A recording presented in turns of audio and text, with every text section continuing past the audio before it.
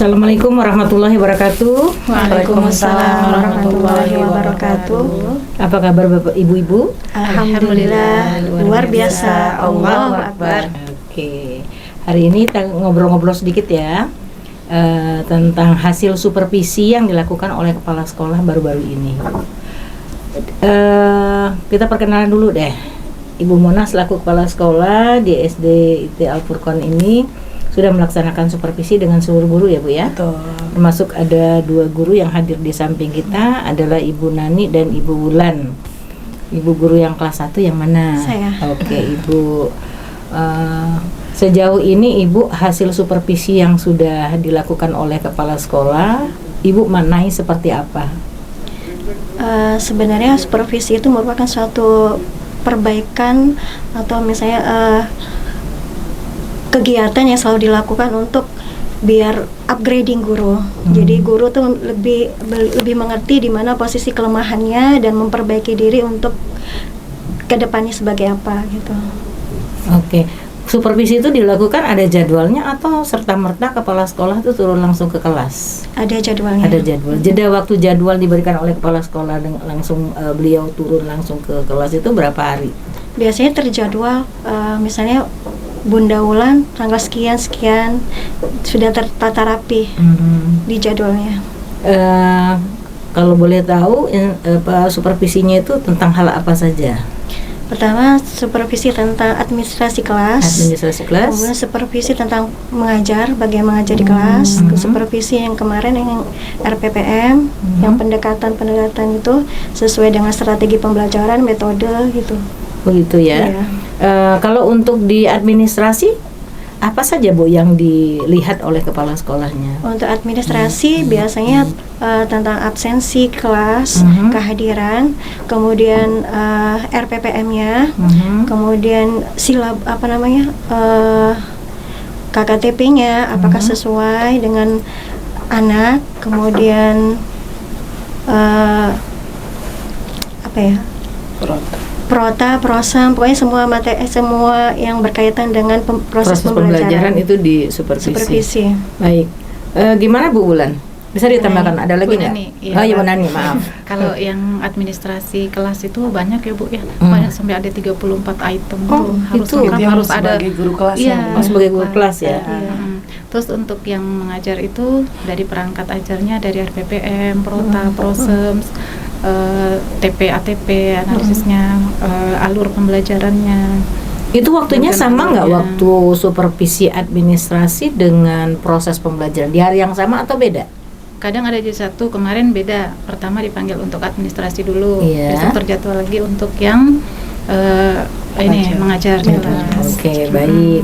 Saya fokusnya sekarang di proses pembelajaran ya Bu ya. Dua-duanya kita sudah melakukan pendekatan pembelajaran mendalam ya. Oke, Ibu bisa cerita dikit nggak tentang pembelajaran mendalam ini?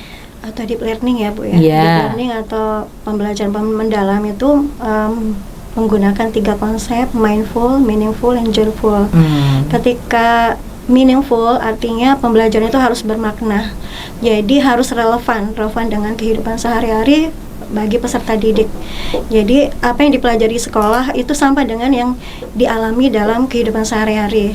Kemudian mindful artinya sadar. Jadi siswa itu harus benar-benar tahu, termotivasi, ada motivasi dalam diri untuk belajar. Artinya tidak hanya mendapatkan ilmu dari guru, tapi dia juga harus bisa berpikir kritis atau pengen tahu apa ini, pokoknya harus pengen belajar tuh benar-benar sadar dari dirinya. Kemudian joyful itu menyenangkan baginya. Jadi proses pembelajaran itu tidak hanya monoton dari guru ke murid, tapi harus menyenangkan bagi murid. Apalagi guru ada kelas 1 dengan karakteristiknya hobi bermain, aktif, kemudian pengen rasa taunya besar, itu harus benar-benar menyenangkan bagi siswa.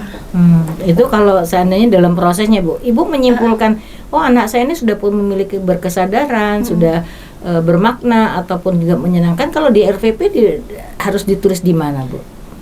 pertama ditulis di dalam kegiatan proses pembelajarannya dan juga di LKPD-nya. Oh begitu. Ya, di LKPD-nya kan nanti misalnya anak yang berkebutuhan kinestetik itu jadi LKPD-nya harus sesuai dengan karakteristiknya, gaya belajarnya, atau audio atau visual gitu. Itu di mana Bu? Biasanya di awal atau di inti atau di penutup? Biasanya kalau misalnya yang LKPD-nya itu pada di kegiatan intinya. Kegiatan inti ya. Berapa menit biasanya Bu menggunakan LKPD di kelas? Sekitar 10 menit. Untuk kelas 1? Kelas 1. Jadi biar tidak terlalu membosankan kalau terlalu lama. Baik, itu khusus untuk LKPD-nya ya. Ya. Oke. Ibu Nani. Nah, sekarang kita ngobrolnya di inti pembelajaran Bu. Kalau di inti pembelajaran berarti Ibu pada saat itu ingin menggali nih sampai di mana pengalaman belajar anak ya. Kalau tadi berbicara tentang prinsip, nah Ibu sekarang berbicara tentang pengalaman belajarnya. Ya, anak itu contoh ya, kalau saya pembelajaran yang baru-baru saja ya, mereka bisa praktek langsung.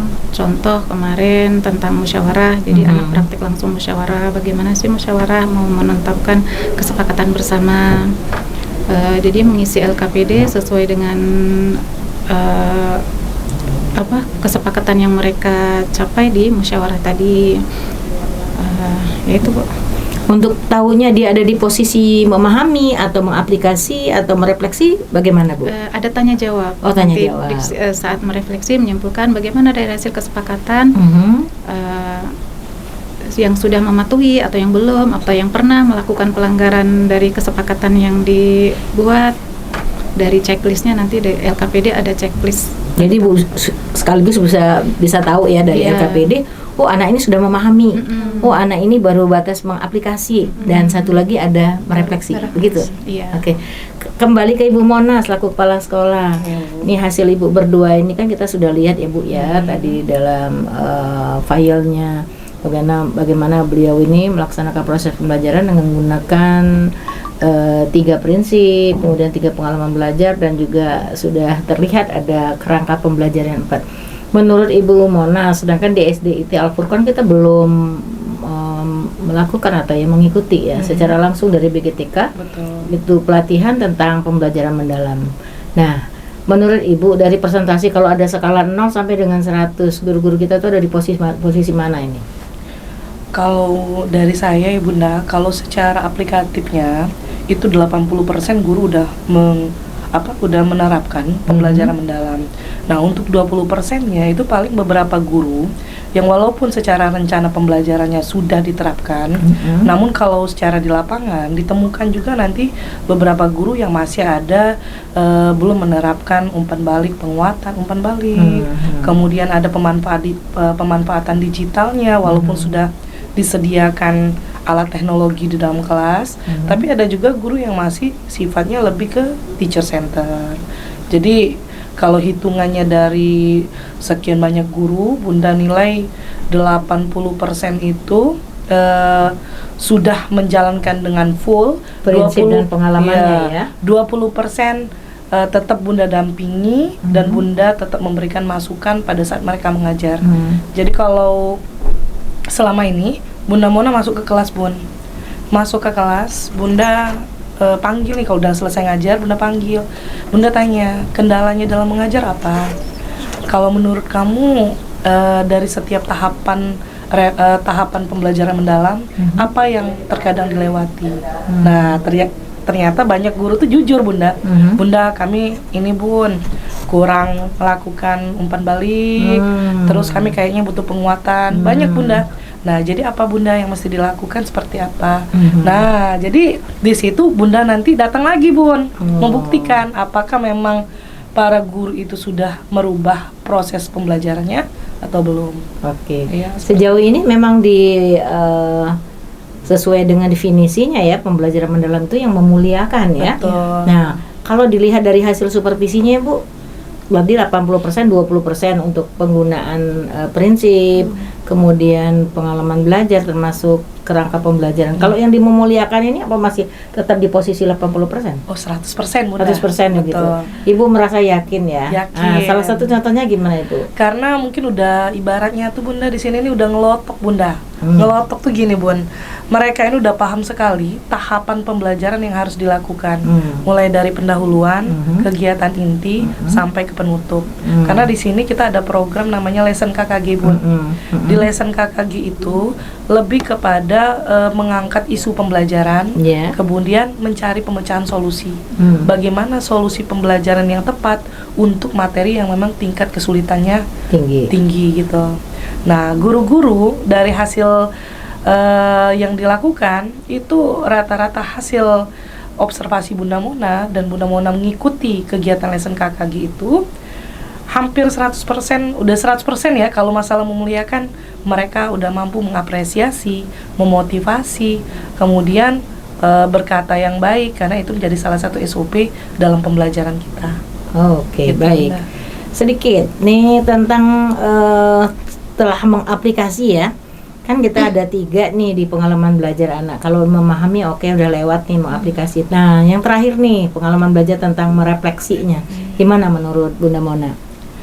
Nah, seperti yang Bunda Mona sampaikan tadi, masih ada beberapa temuan, tapi tidak banyak Bun, kira-kira 5-10 guru. Karena kan 90 guru nih Bunda Mona nih.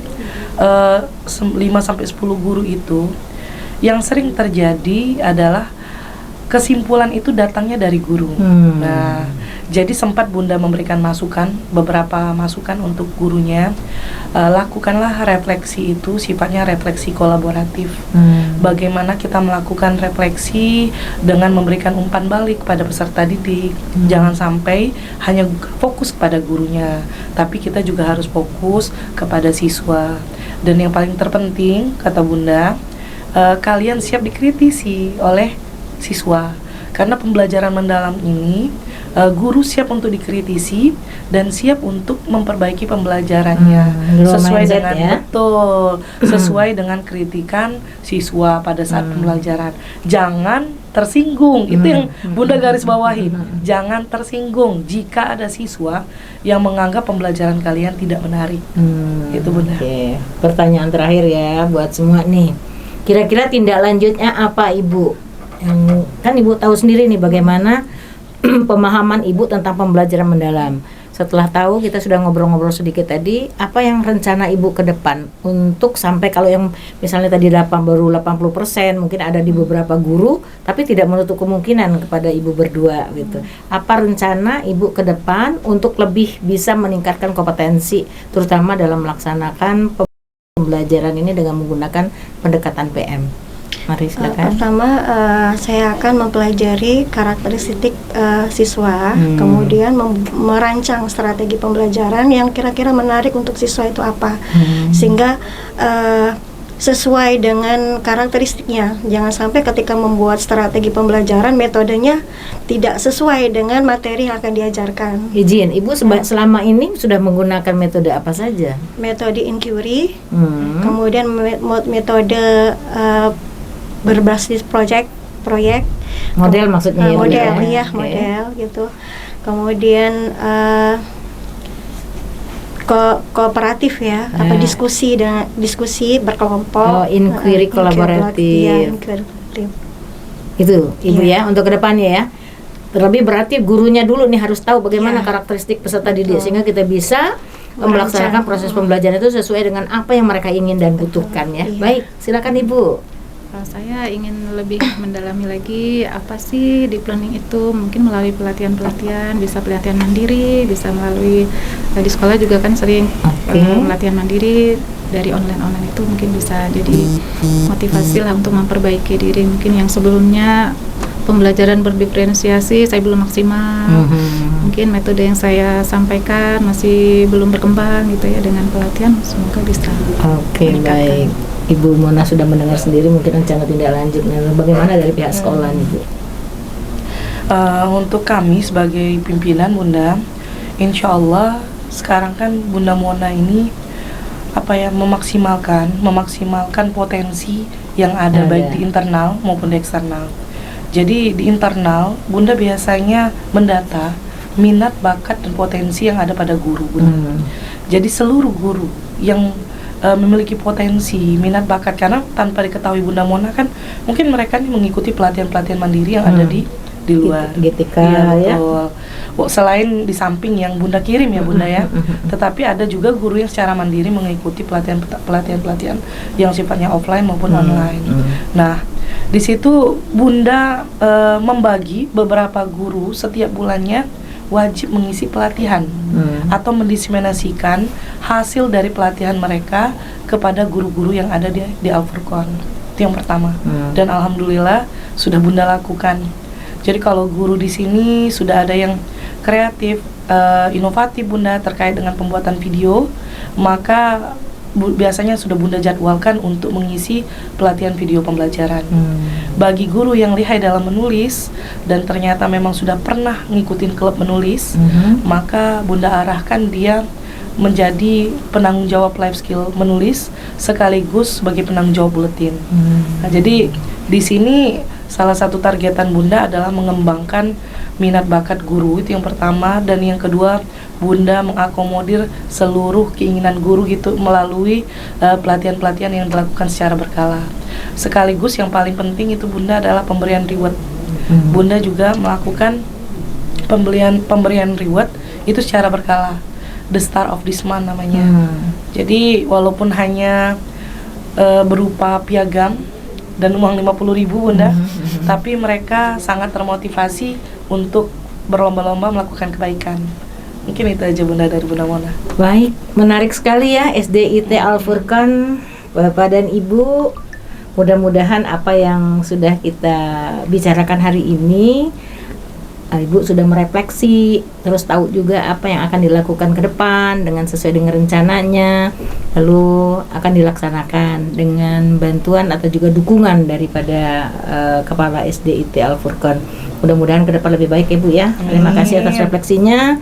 Mudah-mudahan bermanfaat untuk kita semua. Baik, terima kasih. Assalamualaikum warahmatullahi wabarakatuh. Waalaikumsalam warahmatullahi wabarakatuh.